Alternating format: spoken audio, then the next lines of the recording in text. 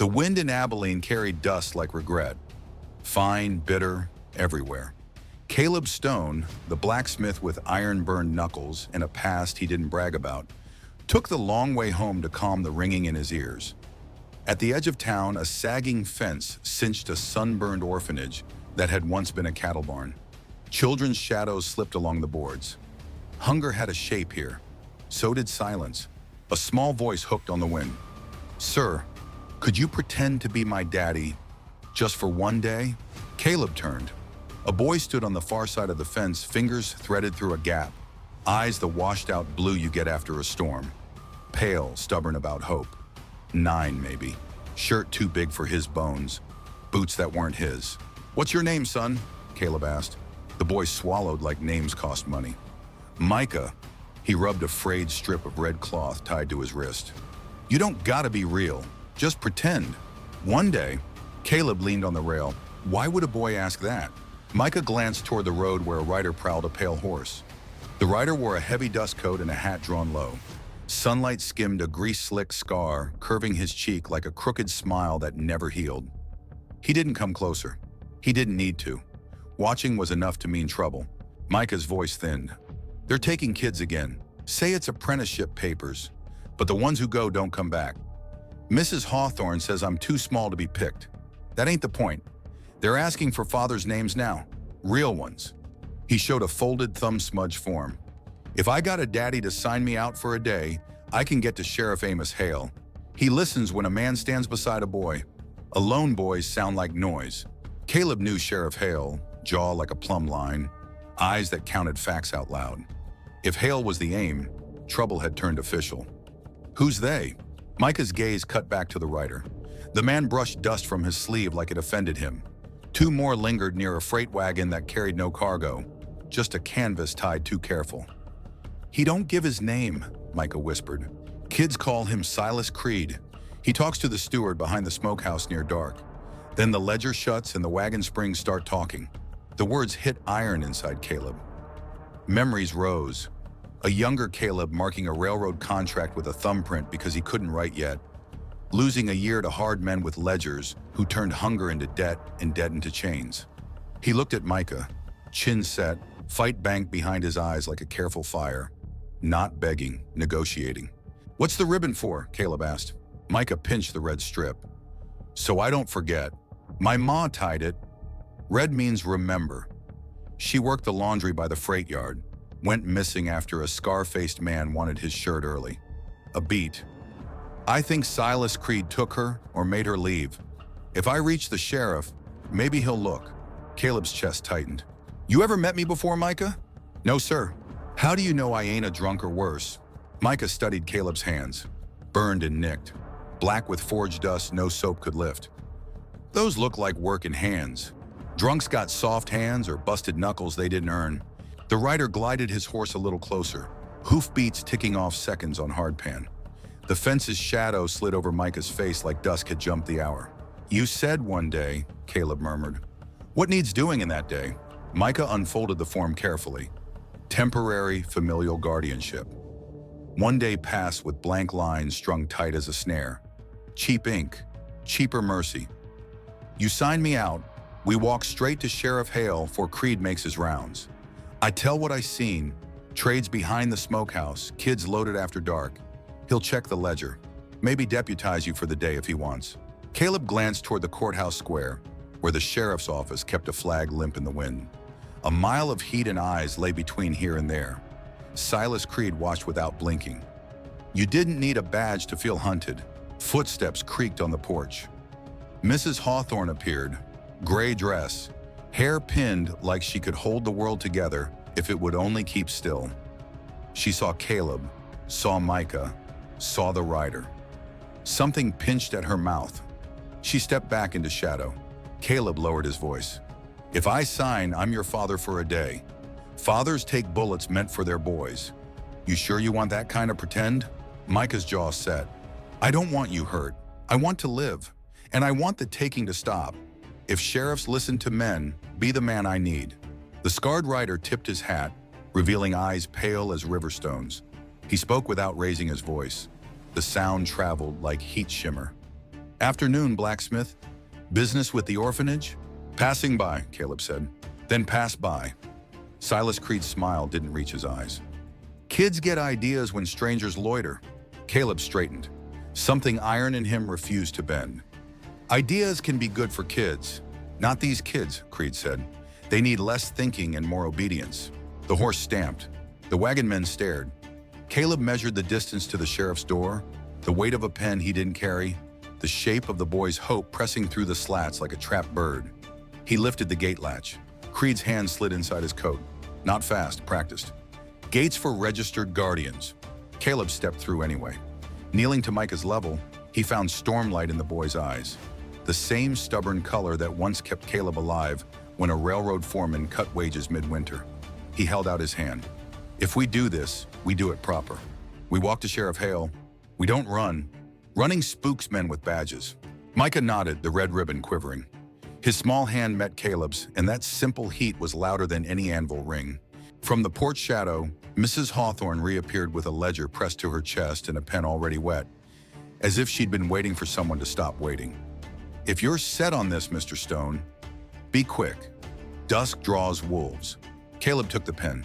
His writing came slow, careful. Each letter wrestled into the world. He signed where a father signs. Wet ink shone on cheap paper, a promise that might get him killed or get a boy saved, or both. Creed's horse sidled, the bit clinking.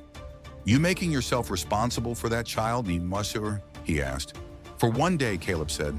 Sometimes, Creed murmured, one day is all a man gets. Then I'll make it count. Caleb folded the pass into his vest and stepped into the road with Micah at his hip. The wind shifted. Down on Main Street, the sheriff's flag stirred like a warning. Caleb glanced our way, just once. If you're new here, like and subscribe. These long trails need a little light. They made 3 paces before the wagon rolled to block the street, and a gloved hand lifted the canvas just enough for Caleb to see a row of small shoes lined like cargo. He moved his body to shield Micah. Stay behind me, son. Silas Creed dismounted without a sound. The wagon didn't just block the street, it settled there like a verdict. Canvas sagged under the sun, ropes cinched neat as a hangman's knot. Silas Creed swung down loose-limbed, taking his time the way men do when they believe time belongs to them. His gloved thumb swept a line across that pale cheek scar, polishing yesterday's violence. Road's closed, he said mildly. Caleb Stone angled his body so Micah stayed in the lee of him. Town road. Belongs to everyone. Not when I'm doing county business. Creed flicked his eyes toward the orphanage and raised his voice just enough to carry. Mrs. Hawthorne, you're due to release a boy to apprenticeship under statute. He tapped the wagon board. I brought the receipt. The porch swallowed light. Mrs. Hawthorne didn't answer. Caleb sensed her watching from the gloom with the same tired hope he heard in the wire creak. Caleb lifted the folded one-day pass from his vest. The cheap paper caught the sun like courage does. Thin, but it shines. County business of mine says I'm a father today. He showed the line with his name. Each letter wrestled honest.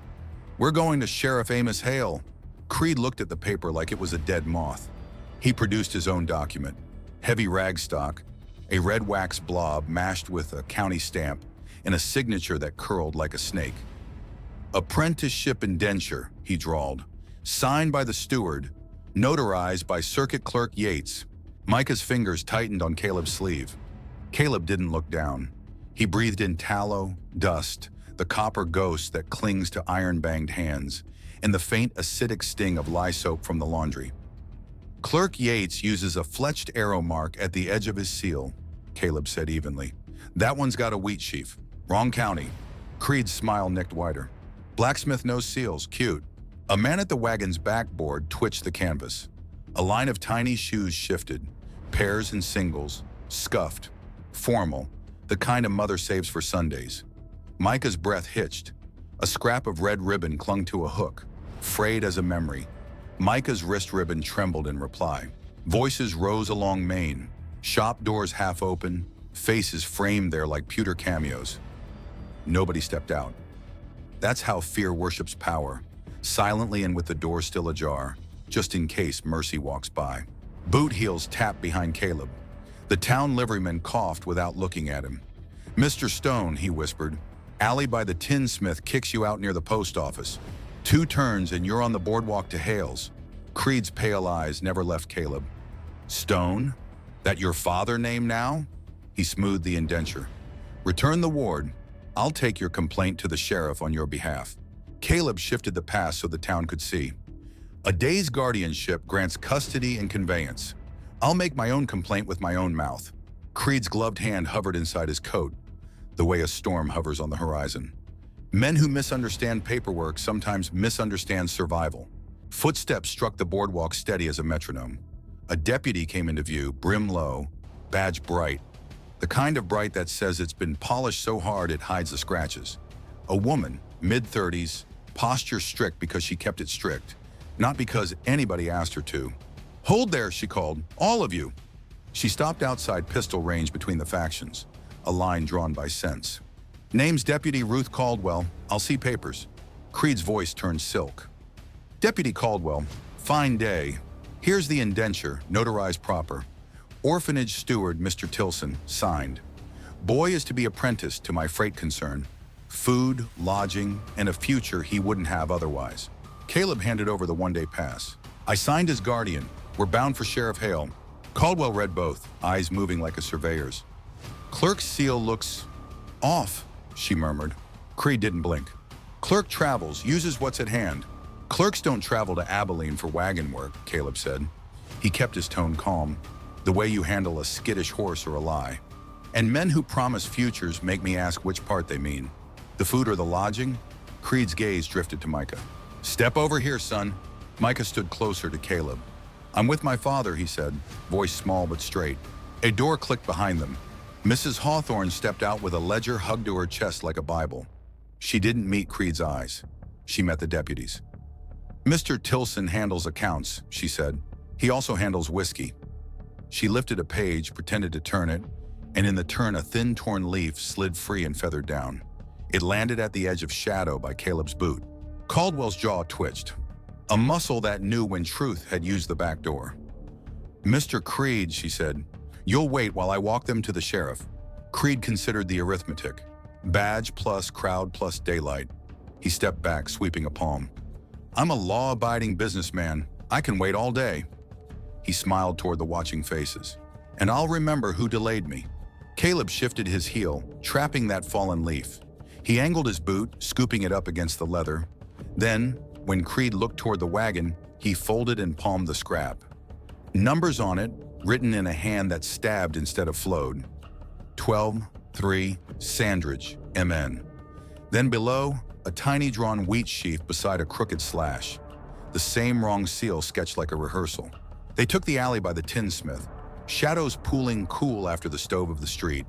The deputy walked point, hand loose near her sidearm, head flicking just enough to mark roof lines, windows, blind corners. She didn't talk. Good. Words leave footprints. Micah looked up. What's Sandridge? Rail spur east of town, Caldwell said without turning. Coal and cattle. Night cruise. Caleb felt the scrap burn his palm. 12-3 Sandridge, MN. Midnight. 3 wagons. Sandridge spur. MN. He tried the initials on his tongue. Tilson's? Creed's? A buyer? They cut past the post office. Caldwell eased a glance at the paper in Caleb's hand without breaking stride. Keep that pocketed. Sheriff takes evidence, not rumors. You sure you're ready to stake your name in that office, Stone? Been staking it all my life, Caleb said. Never had it written before. They turned onto the boardwalk. The sheriff's office sat like a square jaw at the end of the block, flag moving just enough to prove it still breathed. Voices rolled from inside, male, controlled, the rhythm of a man who asked questions until truth got tired of dodging. Sheriff Amos Hale. Then the world cracked. A shot bit splinters from the hitching rail next to Micah's head. The boy dropped with a sound pulled from someplace too old for his age. Caldwell wheeled, sighted, and fired back down the alley they'd just cleared. A man in a bowler pitched forward, hat rolling, rifle clattering. Move! Caldwell barked, bodily shoving Caleb and Micah toward the office. Another shot puckered the dust between Caleb's boots. He scooped Micah up with forged strength, felt the boy's ribs too sharp under his arm. Doors slammed, screams pinballed. Creed's men had looped the block. The second shooter posted on the hotel balcony worked the lever of a Winchester smooth as breath. His next round tore the one-day pass from Caleb's vest, pinning it to the boardwalk post with a neat hole dead center. Caldwell planted herself in the gap like a door that had decided it was a wall.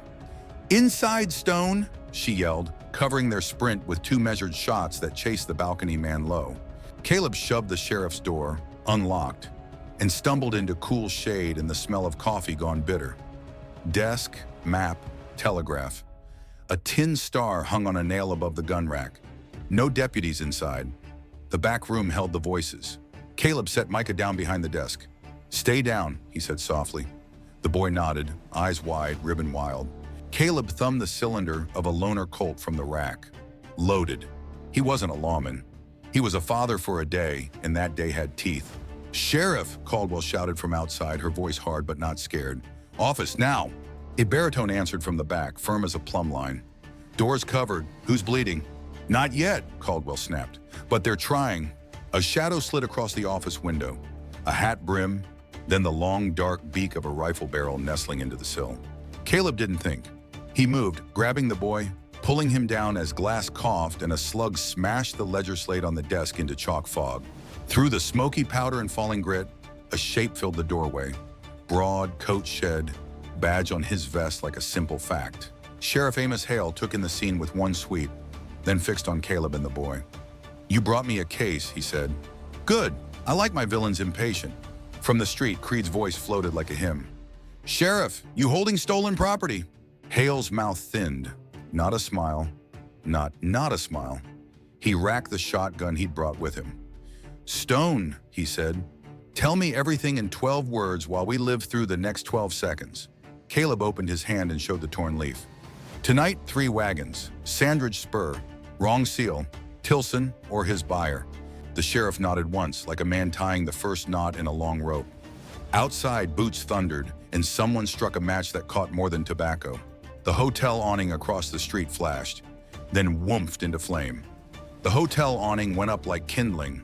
First a flash, then a belly full of flame that leaned across the street, hungry for anything cloth. Heat hit the sheriff's door in shoves. Out in the glare, Silas Creed didn't hurry. He adjusted his hat, the scar on his cheek white in the firelight, and let the blaze be his sermon to a town that liked to keep its head down. Inside the office, Sheriff Amos Hale didn't waste a word. "Caldwell, bucket line. Keep your eyes. Stone, bar the back, and mind the boy."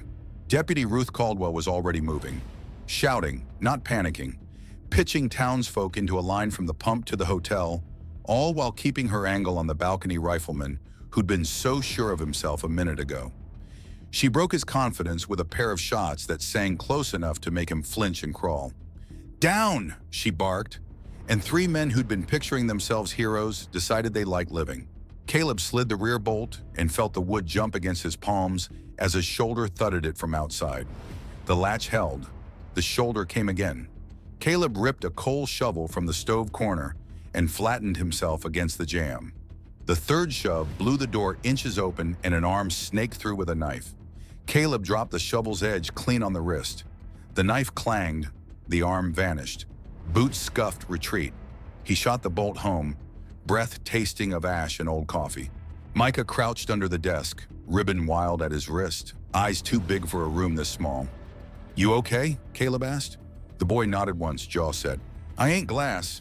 "Good." Caleb touched the ribbon. "Hold tight to red." Another rifle crack plucked splinters from the doorframe over Caleb's head, and the wall answered with thuds from Hale's shotgun.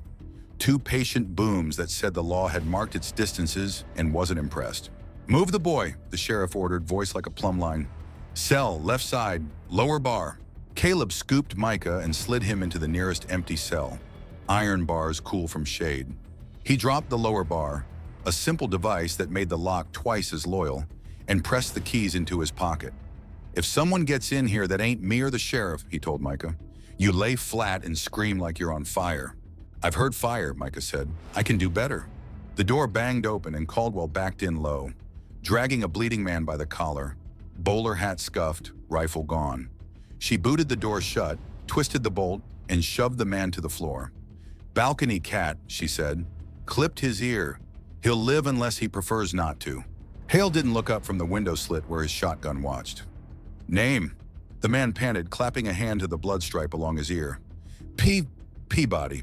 Standish Peabody? Caldwell asked. The one gets paid to say he ain't seen what he's seen? Peabody swallowed whatever pride he had left. Who's asking? Deputy Ruth Caldwell, she said. And the man with the quiet voice is the sheriff who counts lies like pennies. Peabody's eyes darted to Caleb, to the boy behind bars. All this for an orphan? All this, Hale said mildly, for a felony. Smoke made a shawl of the street. The bucket line had found its rhythm. The awning stopped eating the inn and went to steam and black rag. Outside, Creed's silhouette narrowed. Posture of a man deciding whether to trade daylight for blood. Caldwell knelt by Peabody and rolled him to his side, quick hands patting pockets like she was reading a ledger in Braille. From one she fished a brass oval tag, tarnished and thumb-warmed, stamped with the letters MN, and under them, a faint, crooked W. She held it up where the sheriff could see. Found you a hymn, Amos. Hale's eyes sharpened. Waymaster tag, he said. Sandridge uses ovals. He snapped 2 shells into his shotgun, shut it like a book, and finally faced Peabody. Who's MN? Peabody's jaw went stubborn, but his eyes went calculating. Just a man. And the W? Wait. He coughed a laugh that died quick when Caldwell's knuckles settled lightly on his fresh ear. Name's Merritt Nolan. He minds the scales at the Sandridge Spur Wayhouse, signs tickets, counts what goes in and out. Boys isn't freight, Caleb said. Peabody stared at the ceiling. Everything's freight if you write it that way. Hale nodded once. Tell me about 12-3. Peabody blinked. 12 heads, 3 wagons. He swallowed. Sandridge tonight, midnight. The Spur crew don't ask questions if Nolan signs. You bring your own padlock and your own lookouts. We'll pretend we didn't see your tires. Caldwell looked to Caleb. Your scrap had Sandridge MN written on it? Caleb opened his palm with the torn leaf Mrs. Hawthorne had let fall by accident on purpose. The same angry hand. 12-3 Sandridge. MN, a tiny doodled wheat sheaf stabbed into the corner. Hale's mouth thinned. Wheat sheaf's Comanche County seal. Wrong county. Somebody is counterfeiting signatures with the wrong stamp. And using the right people, Caldwell said. She flicked the brass tag with a fingernail. Ting. Waymaster makes invisible cargo legal. The back door shivered again. One last test, then silence. Hell has manners when it loses patience. A light knock sounded at the side window, the one looking on the alley. Hale shifted and raised the sash 2 inches. Mrs. Hawthorne's eyes peered from the crack. She slid a ledger through wrapped in flour sacking, hands shaking. I can't get Tilson to sober, she whispered. He locked this in his desk. I broke the back panel while he slept. Caleb took the book. Caldwell cut the twine and opened to the page with a torn life. The gap where the leaf had been matched perfect, fibers fraying like a wound that wanted its missing piece back. On the pages before and after, neat lines of apprenticeships marched in ink too tidy for the chaos of children. Caldwell fingered a line. Names, ages, destinations. She tapped a tiny drawn sheaf next to 3 entries. And this marked the day before they roll. Tilson drew those, Mrs. Hawthorne whispered. Shame made her voice papery. He said it was a harvest of mercy. He said the boys were going to food and beds. Caleb looked up. He draw one for Micah? She shook her head. He called Micah too small to fetch a price. Micah's face flared behind bars and went calm again, like a small flame under a lid. From outside, Creed's voice floated soft as a prayer. Sheriff Hale, I admire your stubbornness, but business keeps a clock. Send out the boy who isn't yours and we'll go polite. Hale didn't answer Creed. He spoke to the room. We make 2 moves. Deputy, you walk the ledger to Judge Tolliver's to ink a protective custody writ for Micah and any child named herein. 2 trustworthy men to watch the judge write it. Stone, you're with me to the telegraph. We wire Sandridge, foreman, station agent, and the U.S. Rail Marshal Post, quietly, then we set our backs for midnight. Caldwell's chin dipped. Yes, Sheriff. Hale reached into the drawer, lifted a star that had seen years and set it on the desk. Caleb Stone, for tonight I deputize you. You act under my order, answer to my law, and carry yourself like a man who knows the difference between anger and aim. Caleb stared at the badge. He thought of the 1-day pass pinned to the boardwalk by a bullet, of 12 small pairs of shoes under canvas, of a boy who'd asked for pretend and gotten the most real day a man could have. He picked up the star. "I've swung hammers on worse oaths." A shadow crossed the window. Something hit the sill with a soft thud and rolled inside. A child's shoe, scuffed black leather, size 8. A note was folded and tucked inside under the tongue. Caldwell unfolded it. The same stabbed hand. "Bring the boy. No law. Sundown." Underneath the wheat sheaf again, and a little oval sketched beside it. M.N. Caldwell looked up. "They moved the clock," she said. "Sundown." Hale breathed once, like a man tasting a storm. "Then we moved the town." He cocked the shotgun and pushed the door open into a street rinsed with steam and the ghosts of smoke. Across the way, Silas Creed smiled. Small, satisfied, already counting. The hotel's smoke clung to Maine like a veil, stinging eyes, dulling edges. Sheriff Amos Hale stepped out first, shotgun low but not hidden. Caleb Stone followed, the new badge cold on his vest, Micah close to his hip, red ribbon trembling. Across the street, Silas Creed stood with his pale horse, coat brushing the dust, hands nowhere near a weapon, but his whole body speaking like one. "Evening comes quick," Creed called, voice smooth as creek water. "You can hand the boy, or we can trade blood for time." Hale didn't bother replying. He looked instead to the boardwalk faces, merchants, smiths, a seamstress, men who paid tax and women who swept stoops. They watched like pewter figures, mouths tight, ready to vanish back inside. The town had blinked before when Creed passed. Tonight, Hale needed it to keep its eyes open. "Citizens of Abilene," Hale said, not raising his voice. He spoke like a man reading the weather, plain and steady. "This here's a trafficker. He and Tilson have turned children into freight. Ledger says so. Witness says so. Shot fired at my office proves it. You stand quiet now, you stand guilty." And murmurs rippled, small at first, like pebbles underwater. Mrs. Hawthorne stepped into view, ledger clutched, gray dress soothed by ash dust. She lifted it over her head with shaking hands. "It's true," she said. "I saw the marks. I saw the wagons." Creed's smile didn't move, but his men shifted behind the wagon. One unrolled the canvas just enough for the line of shoes to glint again. Gas lifted from the boardwalk, high and sharp. "Show's over," Creed said. "Folks will forget by supper." "They won't," Hale said. He didn't look at Creed. He looked at his people. Not if they want their own children safe come dawn. For a heartbeat, the street was only dust and fire hiss. Then the tinsmith set down his apron and picked up a hammer. The seamstress shut her shop door, but stayed outside with a broom gripped like a spear.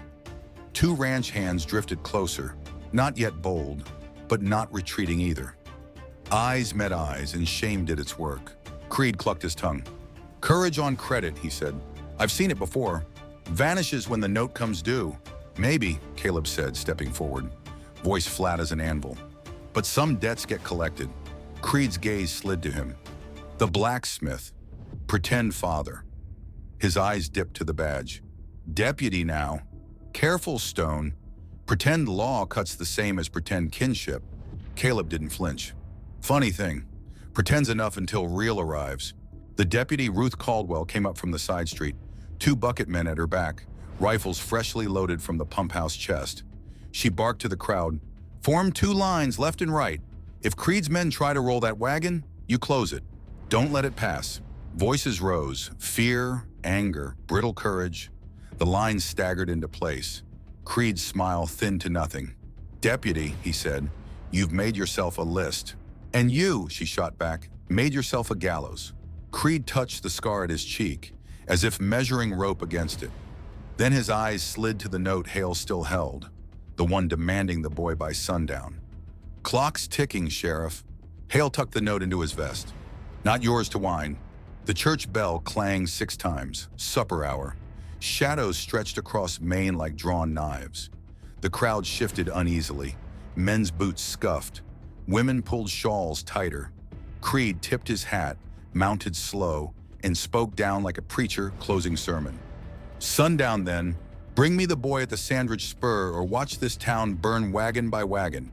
12 children, Sheriff. How many more when I return?" He wheeled the horse. The wagon rolled after him, canvas hiding what everyone had already seen. Dust swallowed them east. Silence clamped the street. Then Hale turned, voice carrying clean. Every hand who heard me, every soul, report to the church hall in 10 minutes. We'll draw lines, lists, and guard. This town just got drafted. The crowd finally broke. People running not to hide but to gather. Caldwell strode beside Hale, jaw tight. Caleb bent to Micah. You holding? Micah nodded. I ain't glass. The boy's ribbon flickered red in the smoky dusk. For one day it meant father. For one day, that was enough to make war. The bell over St. Matthew's Church tolled hard enough to shake dust from rafters. People crammed the pews, murmurs thick as smoke. A lantern swung from the ceiling beam, throwing restless light across faces that hadn't expected to stand in a war council tonight. Sheriff Amos Hale set the ledger down on the pulpit as if it were scripture. Deputy Ruth Caldwell stood at his side, boots squared, hand near her Colt.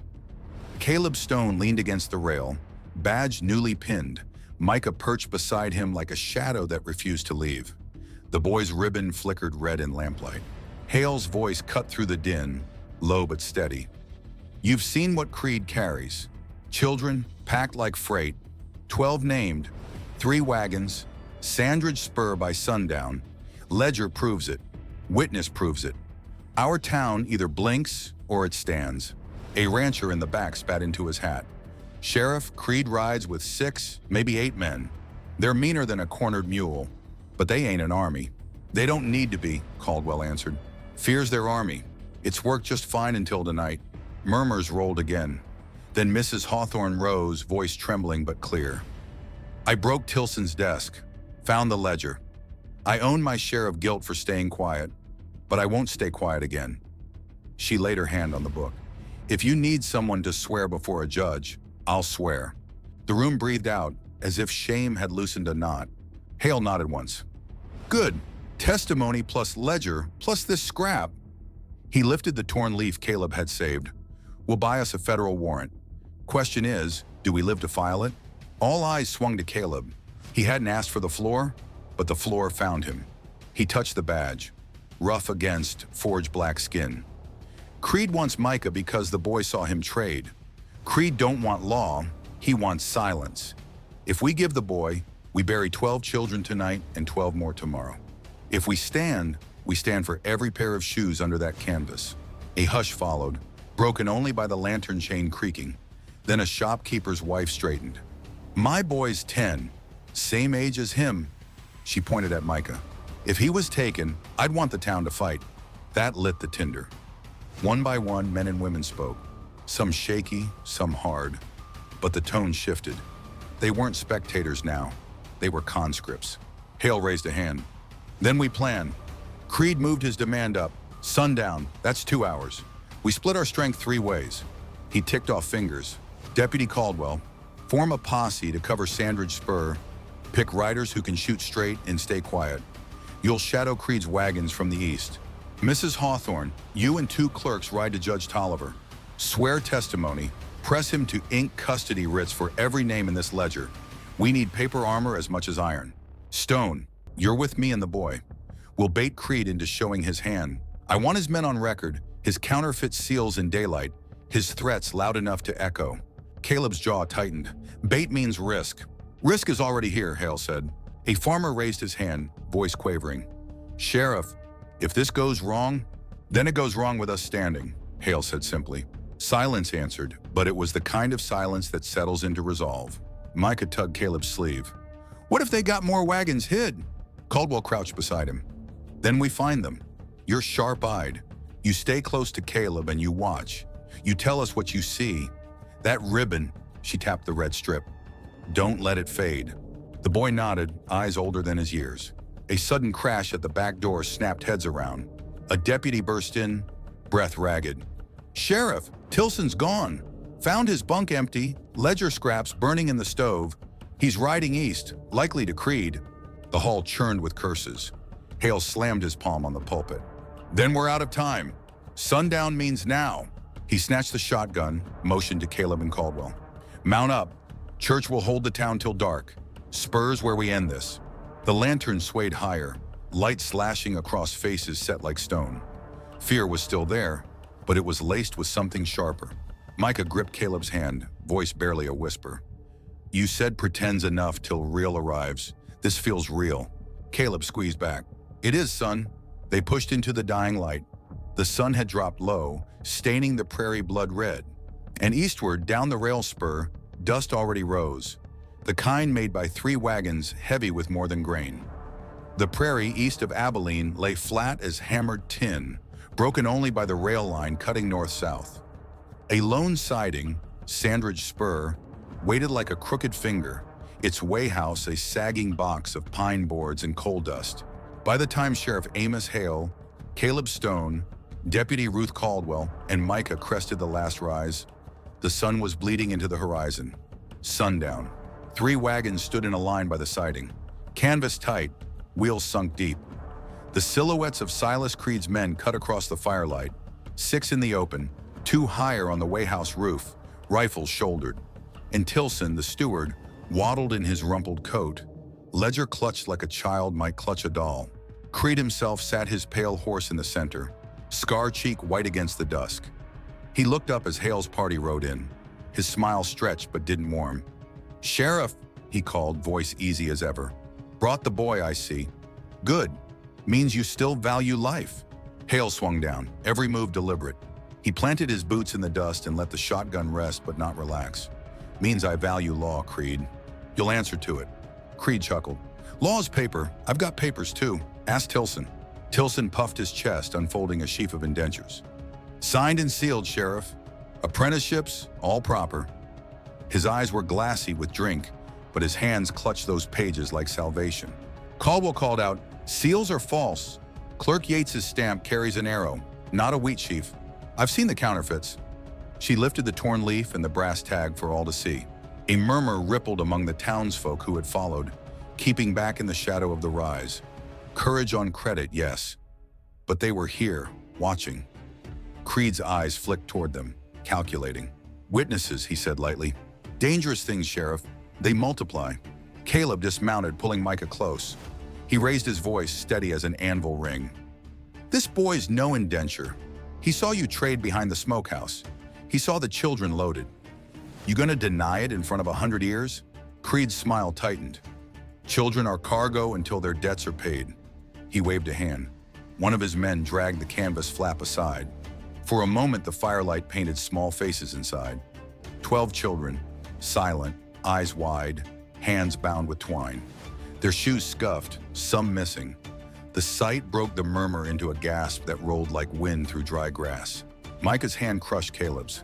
His voice was a hiss of rage. "That's them! That's what he does!" Hale stepped forward, voice ringing. "By authority of Comanche County and the U.S. Marshal's Office, I declare these children in protective custody. Drop your weapons." For a heartbeat, no one moved. Then Creed tipped his head.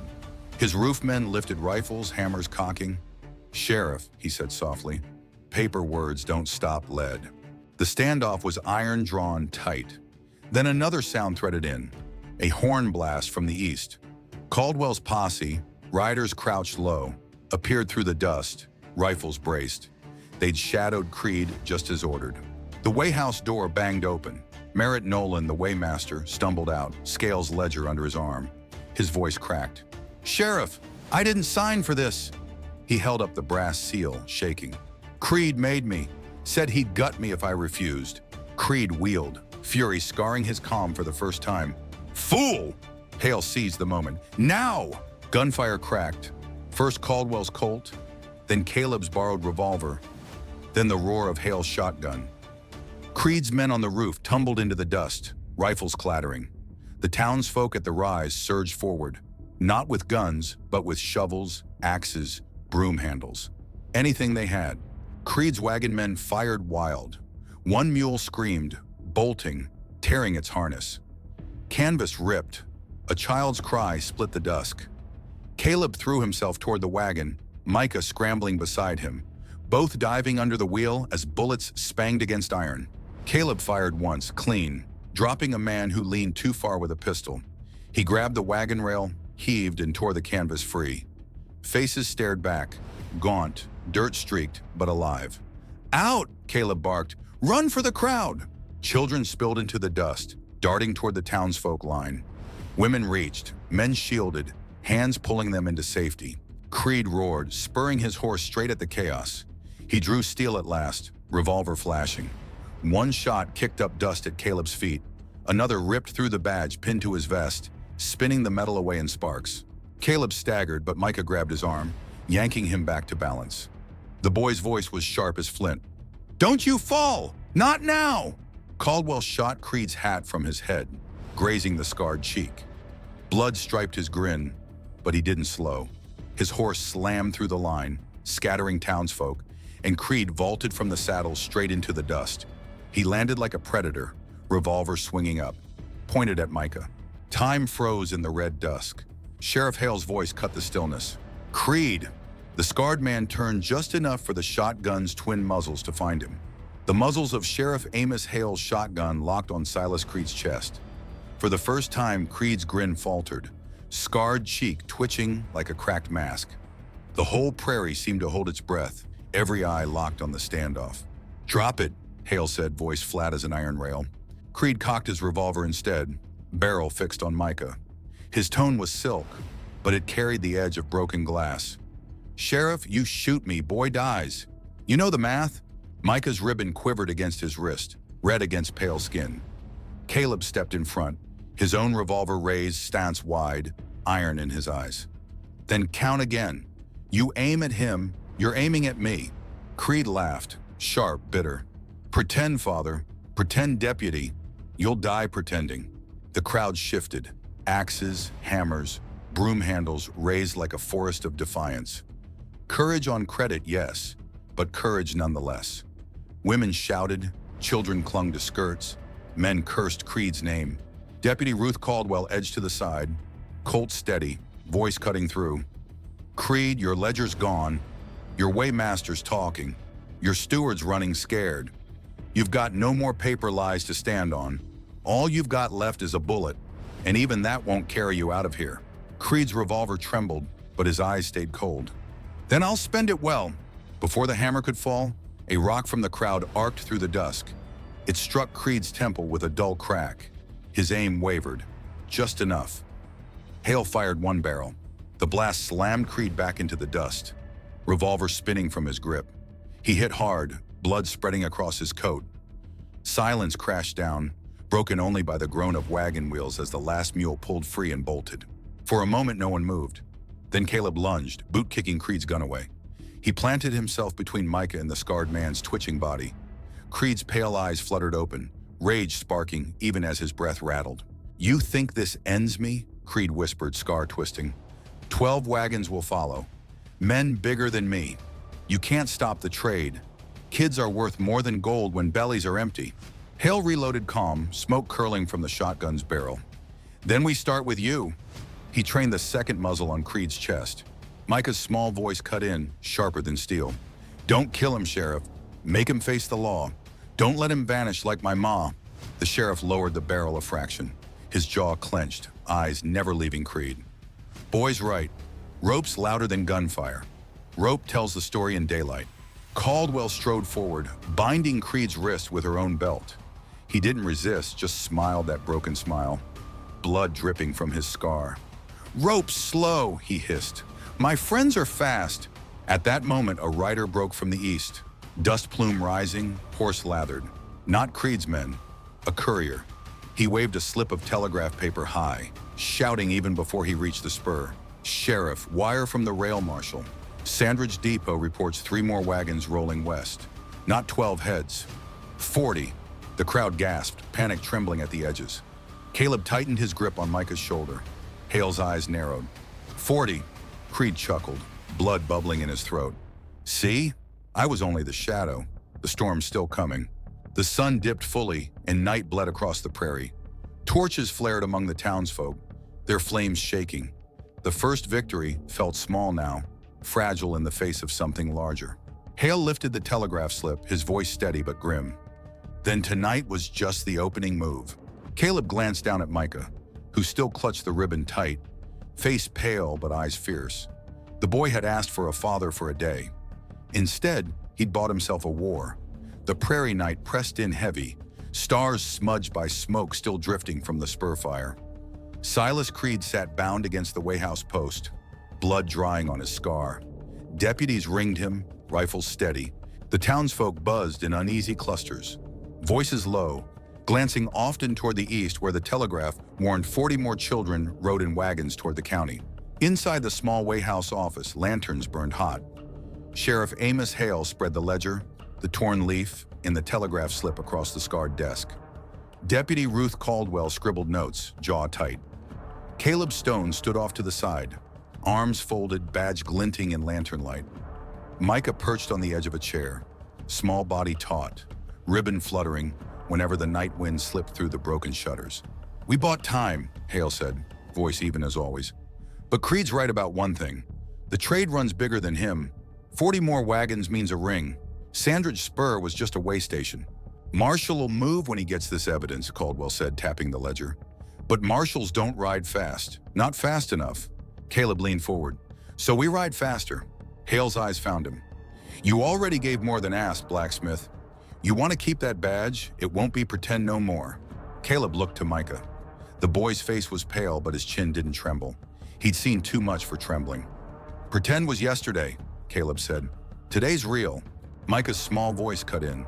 "You said fathers take bullets meant for their boys. You meant that?" Caleb crouched until they were eye to eye. The ribbon glowed red between them. "I meant every word." The boy nodded, whispering so only Caleb heard.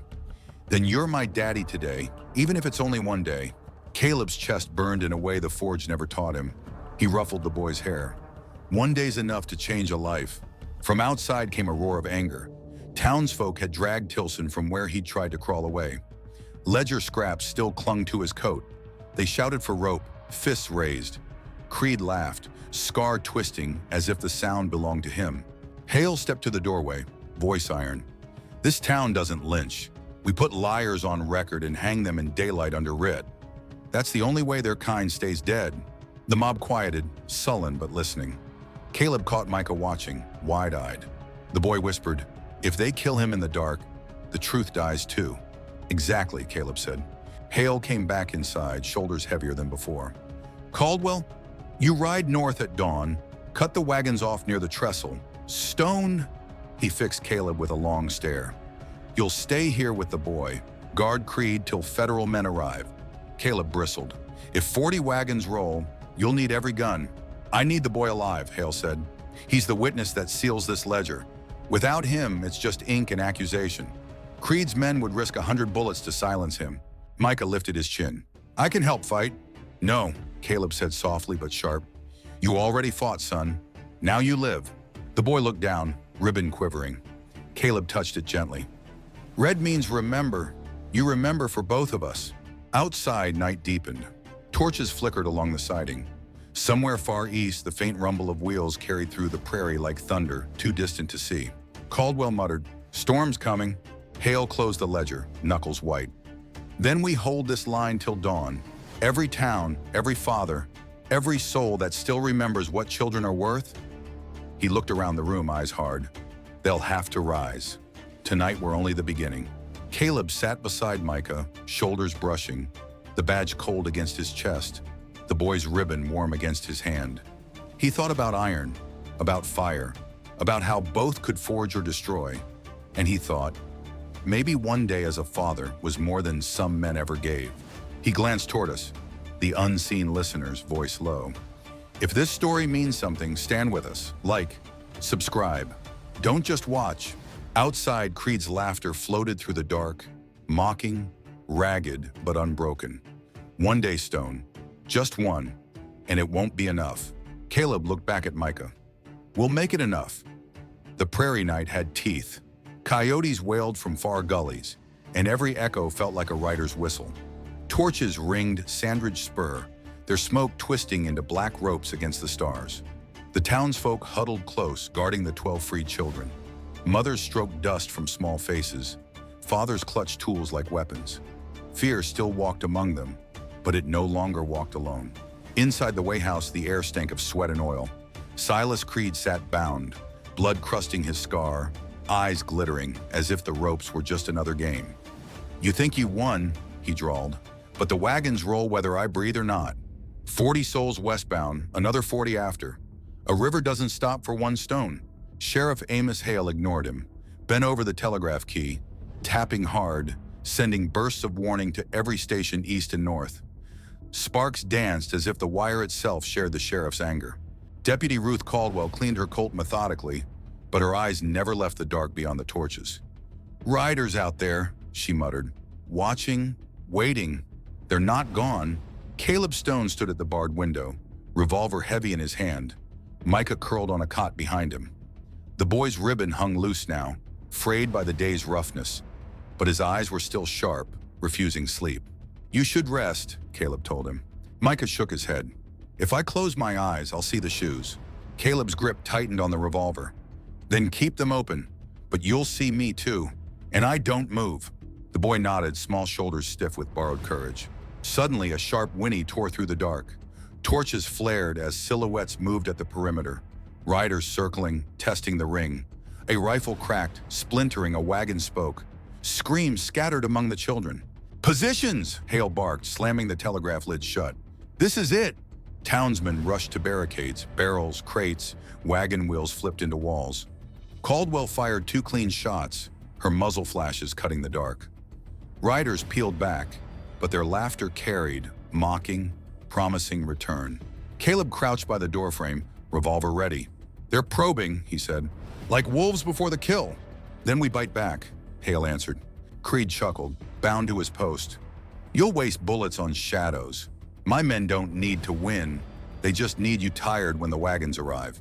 The sheriff turned on him, shotgun leveled.